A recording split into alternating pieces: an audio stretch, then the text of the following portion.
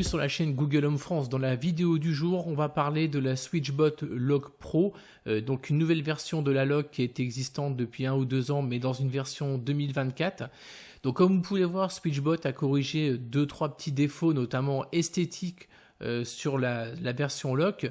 Donc déjà vous pouvez voir que désormais il y a bien un cache intégral, on ne voit plus le système de clés comme sur l'ancienne version, vous pouvez voir en ce moment. La nouveauté aussi est également cette espèce de petit bouton poussoir qui fait aussi molette.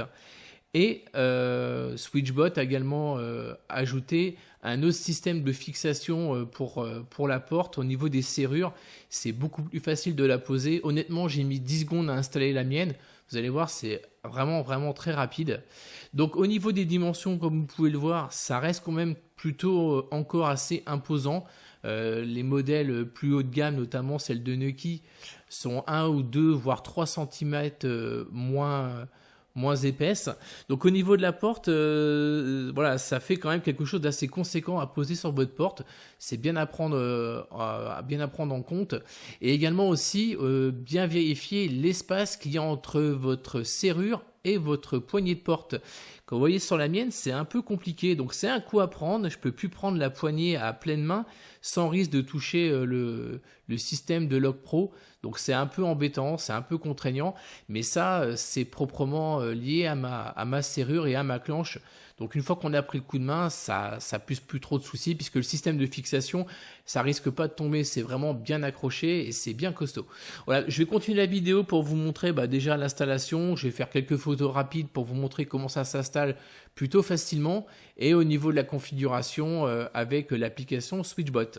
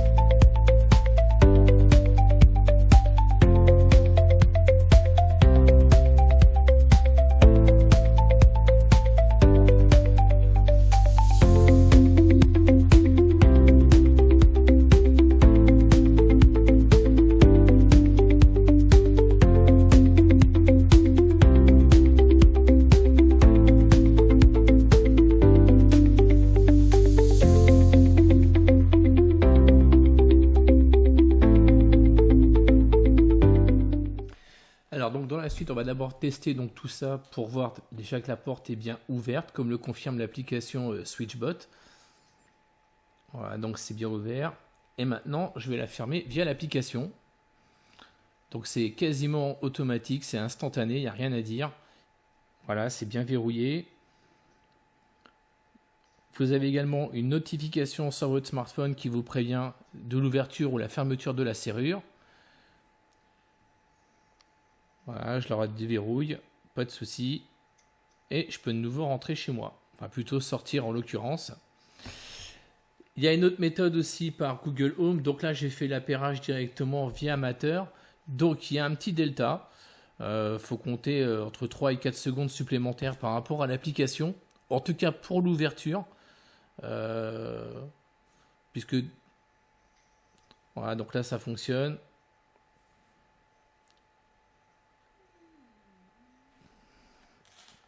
Et je vais la déverrouiller.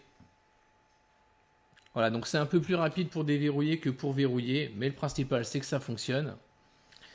Donc ça c'est via l'application, il y a pas mal de méthodes. Je vais vous montrer aussi qu'il y a un autre système avec le bouton poussoir qui est la nouveauté donc sur l'application, sur ce modèle Lock Pro. Donc on appuie et ça se verrouille ou se déverrouille en fonction de l'état précédent de la serrure. Voilà, donc c'est plutôt pas mal. Le bouton en plus est super esthétique et ça fait un support visuel pour voir si ça fonctionne bien. Donc là, je vais prendre le keypad maintenant pour vous montrer. Donc normalement, il faut le fixer à l'extérieur, mais j'ai pas eu le temps de le faire. Donc via un code classique, il y a le bouton pour le verrouiller. Voilà, donc ma serrure est verrouillée. Je tape le code et je valide pour de nouveau ouvrir ma serrure.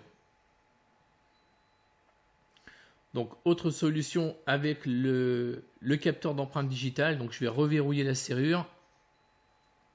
Voilà, on pose son petit doigt. Une fois l'appairage fait, évidemment, via l'application SwitchBot. Et ça marche du tac au tac.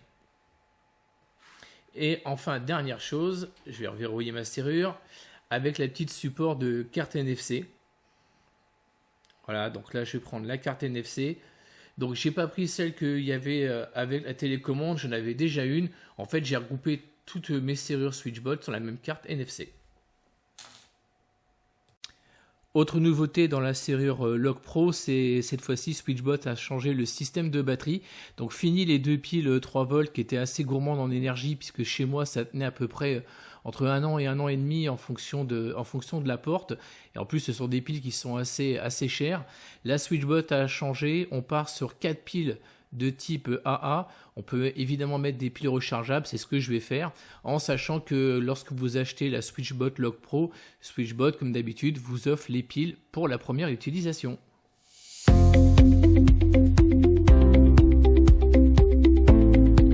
Voilà, c'est tout pour ce test. Donc au niveau du prix, il va falloir compter 139,99 € sur Amazon ou sur le site de SwitchBot en Europe.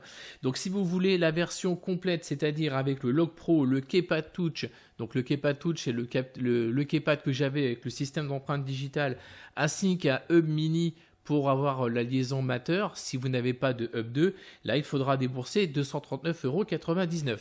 Donc je vous remettrai les liens dans la description pour ceux que ça l'intéresse. Donc que dire de cette serrure? Alors au niveau fonctionnement, il n'y a rien à dire, comme l'ancienne version d'ailleurs. J'apprécie surtout les petites nouveautés du petit bouton poussoir et le fait que SwitchBot ait fait un coffret entre guillemets intégral où on ne voit plus le système de serrure. Le bémol va rester la taille de la serrure. C'est assez imposant, ça ne va pas plaire à tout le monde, notamment la couleur noire. Ma porte est blanche, donc autant dire que le système de serrure, on ne voit que ça sur ma porte. C'est un peu contraignant, sans compter que c'est assez gros. Et mon dernier problème consiste avec la clenche et le trou de la serrure. J'ai pas un espacement suffisant pour pouvoir tenir ma clenche de manière optimale. Alors comme je vous disais, c'est un coup à prendre, mais en tout cas au niveau sécurité, ça fonctionne super bien. J'ai pu intégrer ça avec des routines Google en trichant un tout petit peu, puisque Google ne veut pas intégrer de routine pour déverrouiller la porte. J'ai triché un petit peu avec SmartThings ou IFTT. Donc désormais, quand je quitte ma maison, donc ça c'est autorisé par Google, ma serrure va verrouiller ma porte d'entrée. Et quand je vais rentrer, ma porte sera automatiquement déverrouillée via la petite manip via SmartThings. Donc voilà, c'est tout pour la vidéo. J'espère que ça va vous plaire. Si vous avez des questions, n'hésitez pas. Et moi, je vous souhaite une bonne journée. Allez, à plus!